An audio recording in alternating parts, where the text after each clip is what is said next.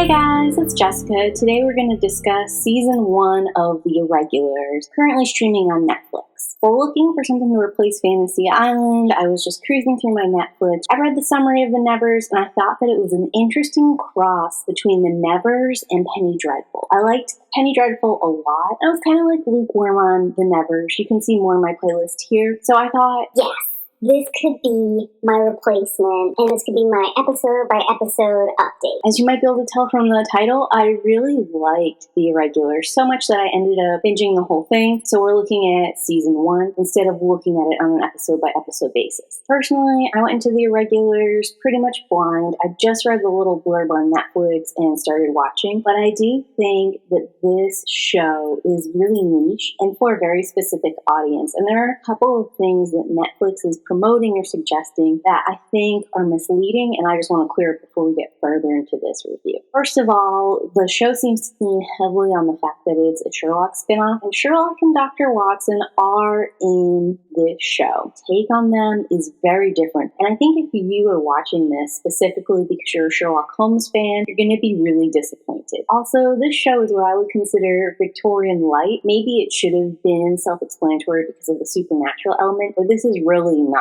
a historically accurate or historically driven drama or mystery piece. The costumes, the music, the language, all of it has been heavily modernized. And if you don't like that in your period piece dramas, this is just not going to work for you. Lastly, this show is intended for young adults. So while it does have dark and creepy elements, and it does have a whole bunch of different mysteries happening within it, it never goes as dark or as creepy or as complicated as you might see in an adult drama. I personally found it a pretty balanced introduction to these genres. It wasn't doing anything special, unique, spectacular, but the elements that it was presenting and probably introducing its intended audience to for the first time, it was doing really well. But that's enough caveats. Let's go ahead and start talking about the good things in this show. The scenery and the costumes here are just excellent. The Netflix crew did a really good job making everything feel dirty, worn, lived in. You really feel like Victorian London has been there for a long time and is decaying. So all of the settings, the backdrops, they have this sense of age, presence, believability. Like you could just walk through the TV screen and be in Victorian London. And the costuming as well. It has rips and tears. It has dirt. The kids have dirt on their cheeks and on their hands. Just like these little details like this makes it feel like they're living someplace that doesn't have great hygiene, that has a lot of smog and pollution in the air, and that has existed for a long time. Also, some of the dirtier places we see in Victorian London make for a great dichotomy when we see some of the upper class areas as well. They still have that old lived-in feel, like they've existed for a while. We're looking at generational wealth, but they're cleaner, they're brighter, they have more color and vibrancy, and it really makes it feel like you're traveling someplace, like London has different stratospheres you could go across. The other thing I really enjoyed about the costuming is that it's not traditional Victorian era costuming, and while I love seeing a traditional Victorian outfit, I really enjoy this modern take with a few Victorian details for a couple of reasons. One, I love Victorian era costuming, and I would love it if fashion came back in to be like a modern dress with a little Victorian like lace or Victorian detailing here and there. And I could just wear that in my day-to-day look. The other thing I really like about these less detailed, less specifically Victorian costumes is that it leaves room for people to make really easy thrifting Halloween costumes or thrifting cosplay costumes. You and a group of friends could go as the Irregulars, or you could easily dress up as one of the Irregular villains. I think leaving that option open to inexpensively try and cobble a costume together can be a lot of fun in a show and can really motivate a fan base to keep watching and participating. Filming style was also a lot of fun in this show. I noted in the Six of Crows sections of Shadow and Bone that the camera was always moving with the characters. It was creating a sense of energy and forward momentum. And it was great for like the heist kind of scenes that are happening in Six of Crows. They're doing that same moving while the characters are moving, following following them, active motion here. And I think it works really well for a mystery, going from place to place, discovering clues and tracking down leads. We're always going forward. We're following these characters as they follow the clues. And I really enjoyed the music. I already mentioned that the background music here is modern and electronic, as opposed to a more traditional orchestral score you might expect to hear in a Victorian period drama. I know a lot of people don't like that, but I am not one of them. I love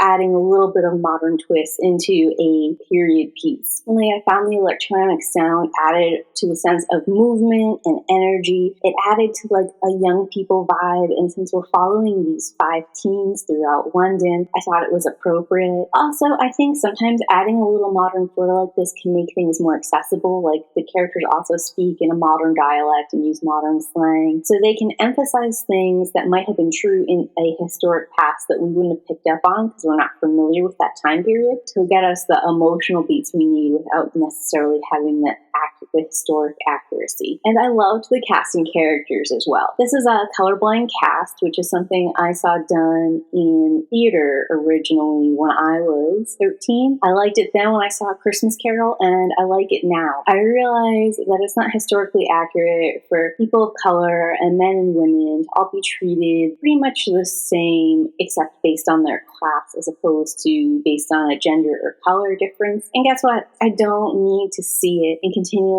have it hammered home to me in my media that that was an issue. I'd much rather we just have a diverse cast all solving mysteries together. I loved that we just had so much diversity in the cast, both in the major characters and the minor characters, and just seeing them all treated like people and like pieces of this mystery we're solving. I thought the acting was solid from all of the characters. Each one of them was playing a role believably, and I felt like the characters had been developed in a full, rounded way. There were moments for each of them where I was like, man, you're acting like a jerk. And there were moments where they came in clutch and they became sweet and endearing to me. I think as far as showing both weaknesses and strengths, Jessie's character does the best at this, where her weakness is also her strength. She has these supernatural powers, and they hold her back a lot of times, especially in the beginning. The whole team thinks that she's mentally unwell or that she's losing it, and when they finally begin to realize that no, these powers are real and they can be used in a certain way, that's when Jessie starts stepping into her own. I also felt like we got to know each one of the teens pretty well. We understood why they were acting certain ways and felt certain ways. The character we got to know the least was Spike, and I'm really looking forward to getting to know him better in season 2 because he is probably the most fun character right now. He's very easygoing, he's a smooth talker, he kind of keeps the whole crew together whenever their differences would split them apart. He's like the glue of the team, or as he says, he's the skeleton. We don't know him as well as we know the other characters because he's a newer add-in. Technically, Leo is the newest of the teens, but as far as the original 4 go, the 2 sisters and Billy the boy all grew up together in a workhouse, and Spike joined them sometime after they were able to leave the workhouse. We know a lot about the late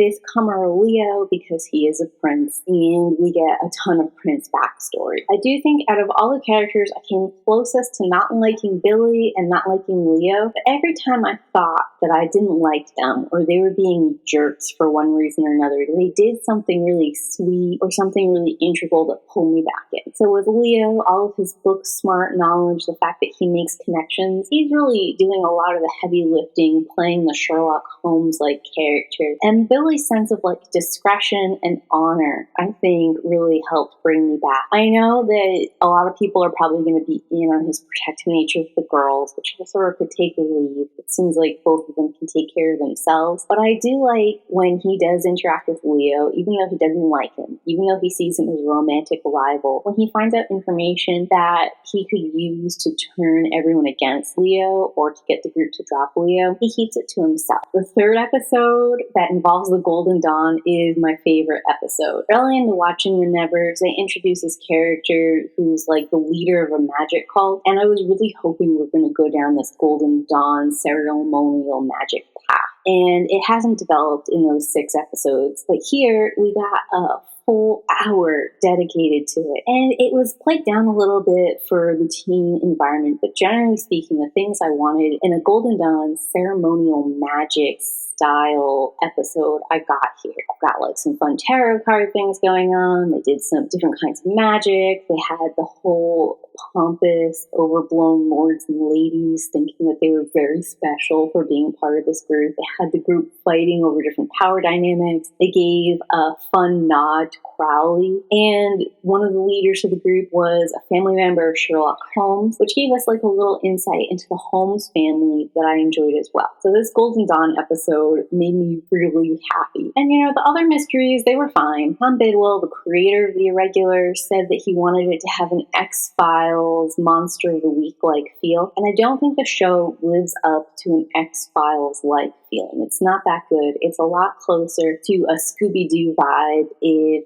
the villain Scooby-Doo was tracking down actually were supernatural. Most of the mysteries don't have a lot of creativity with them. They play on pretty reliable tropes, like there's a birds reference, there is a nod to Frankenstein, but just like those elements that you would expect to see in a classic supernatural Victorian London are there doing what you expect them to do. The thing about it is that it's all done pretty well. There's nothing special about it. There's nothing unexpected, and there's nothing that's like being elevated to the next level, but what's there is solid. I think it would be really good for the target young adult audience because for them, a lot of these themes are new, and it's a good comprehensive introduction to what this is. The other thing you have to consider about this show, all of these little mysteries that are being solved each episode are building into a larger season finale, and there's these huge sweeping character arcs happening, there's this bigger, larger mystery unfolding, and just folding all of that together and making all those pieces work, I think is pretty impressive. And all of that is done very well. These little mysteries progress, they continue to up in intensity,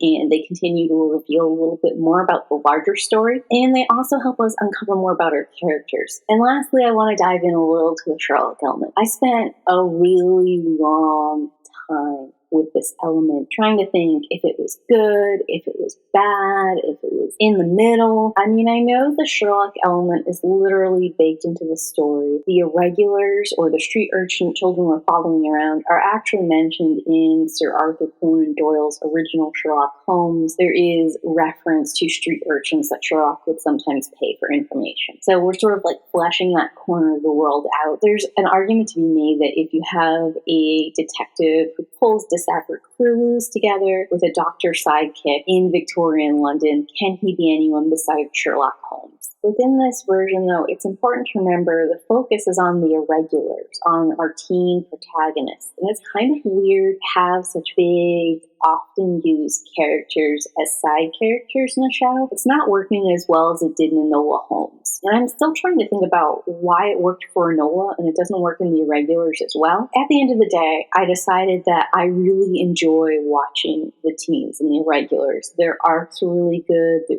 characters are interesting and engaging, and I've seen Sherlock before. I know what Sherlock and Watson are doing. I don't really need to see them do it again. The other thing about it is this version of Sherlock and Watson are very twisted and dark, almost to the point of being like a evil version of them. It doesn't quite go that far. They're not heroes. They're not even good people or like even okay people. And I think that's probably going to rub a lot of people the wrong way. I know we've seen adaptations of Sherlock Holmes like in House, where House is objectively not a good person, but he is a jerk in a lot of ways that's fun to watch. And this version of Sherlock is a jerk and a wretch and miserable in ways that are hard to watch, and where his actions directly lead to the harm of children. It can be very hard to reconcile the man who is harming children with the great detective that we're familiar with from literature. But I do kind of think that this version of Sherlock Holmes is also an interesting representation. It goes down more of a drugs are bad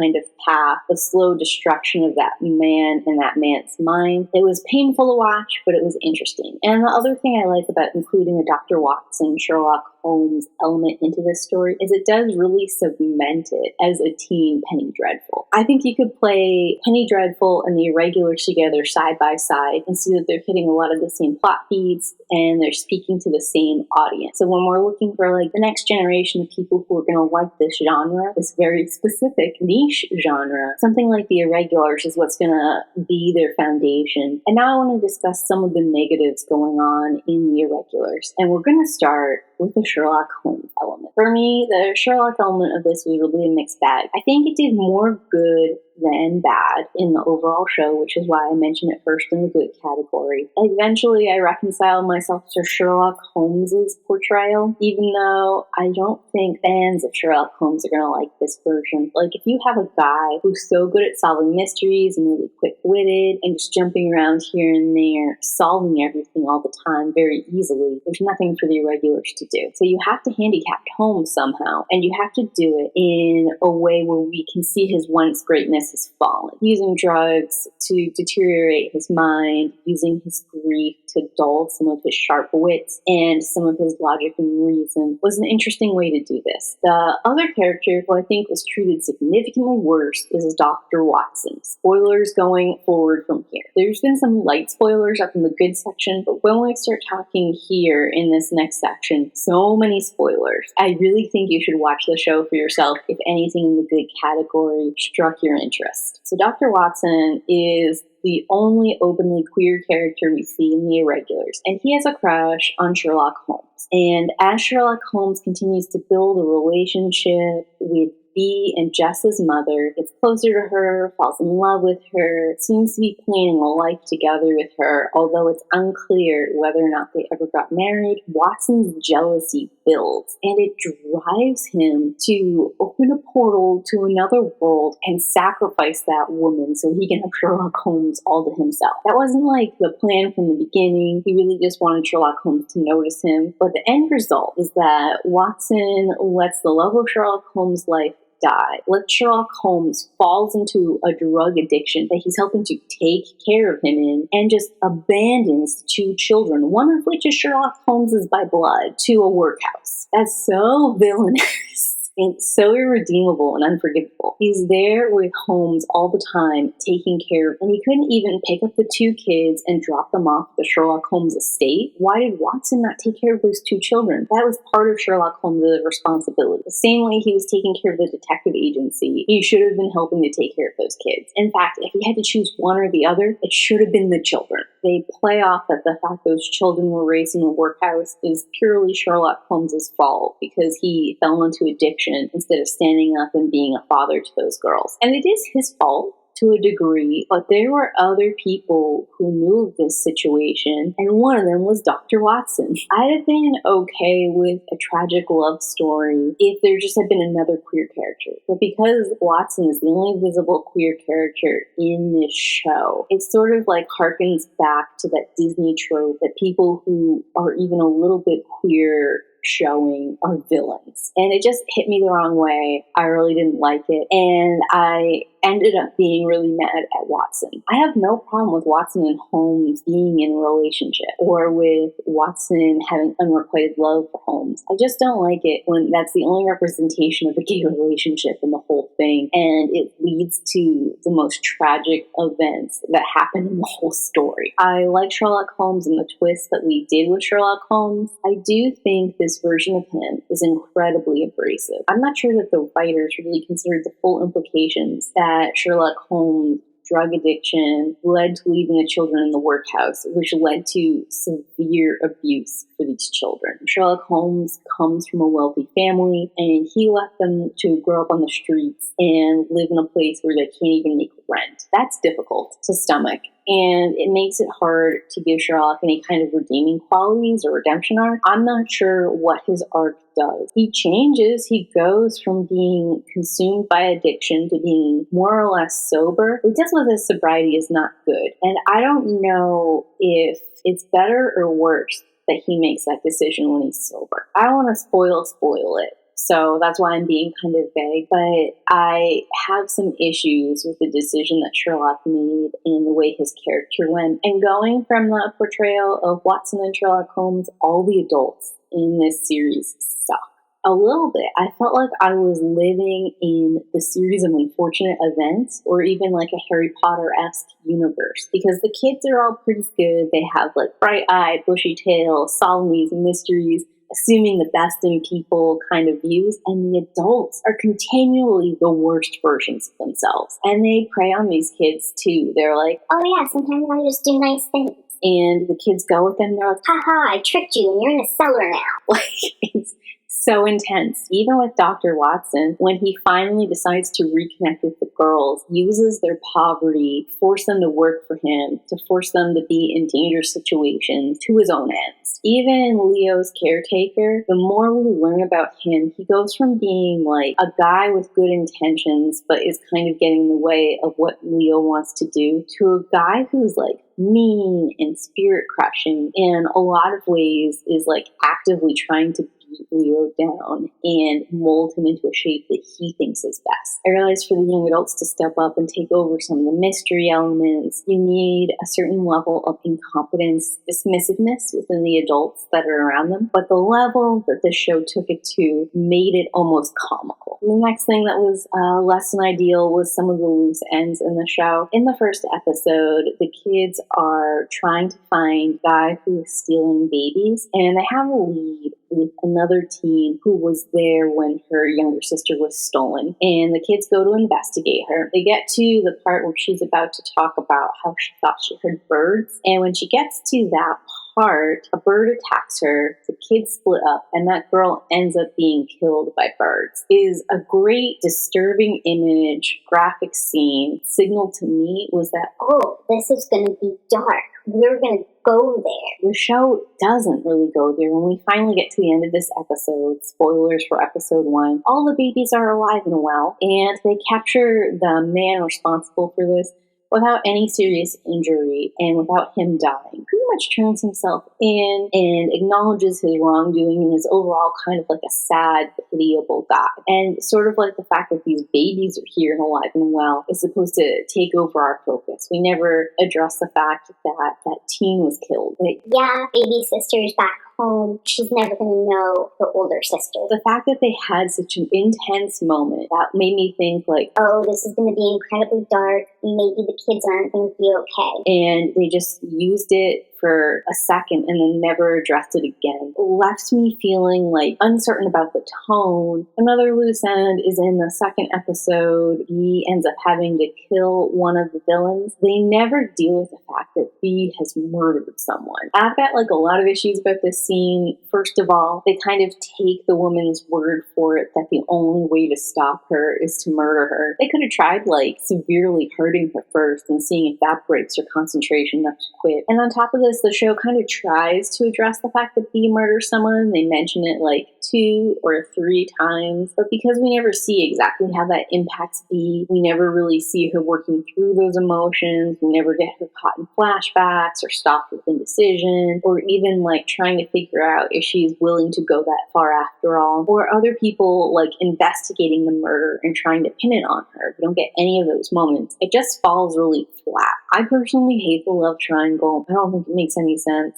I don't like it, and I found everything about it unsatisfying and disappointing. I would have liked this so much better if it was friends solving mysteries, no romantic entanglements, or if there was going to be a romantic entanglement, make it something already established. The whole like Billy versus Leo situation was weird to me, and the way that Billy just like, oh, I found another girl, then starts dating someone we never see, and also is never mentioned again was weird. All of it was just odd. I thought I took away from some of the other stakes and other interesting things that were happening. And Billy could have been protective of B and could have been suspicious of Leo without ever getting into a romantic angle. It could have just been like some random new guy who's here. We don't know anything about him. He's up to no good. I'm suspicious. I would be curious to hear a young person's take on it, to see if they liked that love triangle and to see if that was a driving factor of them watching. And then, of course, the last thing, and this is a little thing, it's kind of petty, but the ending used the superhero sky beam. And I just don't think that was required. I guess it's an impact for movies and shows now that like the climax of what's going on requires some kind of blue glowy thing. There were just a bunch of different ways they could have depicted that I thought would have been cooler. I guess it did its thing, and it was different enough from a sky beam that I shouldn't complain. So anyways, that's my take on the Irregulars. Personally, I really loved this show. What was good about the show was just so much fun. And it's only 8 episodes. That's the other thing. You watch 8 episodes, you're done. I think it sets itself up well for a season 2, but I think you could end on season 1 and have a complete arc. Overall, I think for a young adult show, it had a lot of depth. Specifically, it tackles dealing with grief and loss and shows different ways that people deal with those emotions. And even the characters, the villains of the week, each one of them seemed to have fallen to some kind of grief that transformed them into these monsters, or that made them susceptible to becoming monsters through their grief. It reinforced how important it was to process your grief in a healthy way. The other thing I liked about it is it was like an interesting play on an old 90s, 2000s, the bullies are actually being bullied at home kind of story that we used to be told. Now we're being told that the villains are actually processing some kind of loss or grief, and it's turned them into someone who's doing monstrous things. And instead of it just being like a pity the person who's doing these bad things or forgive them because they're having a hard time, which is like what that early 90s, 2000 message was kind of implying. It's saying more like, be careful in your own grief. Yes, you've suffered loss, or yes, you're going through something, but don't let that pull you so far off of who you are and who you want to be that you start to do terrible and monstrous things yourself. And I thought that was a powerful, interesting message, especially the way it sort of like built on what for me was a teen message I used to hear a lot. It like took that and leveled it up into something that I think is more useful. So I'd probably give this show 7 or 8 stars out of 10. I would definitely recommend it to a young adult audience, or even a middle grade, like starting at 13. If you're an adult and you're into this kind of series, I think you'll have fun with it. And I think it's definitely something you could watch with a younger audience, like if you wanted to sort of introduce them to the genre. If you're looking for other fun teen fantasy young adult stories on Netflix, you can check out my playlist here. I also have one that covers the Amazon Prime stuff here. You guys are all having a great day, and I'll talk to you next time. Bye!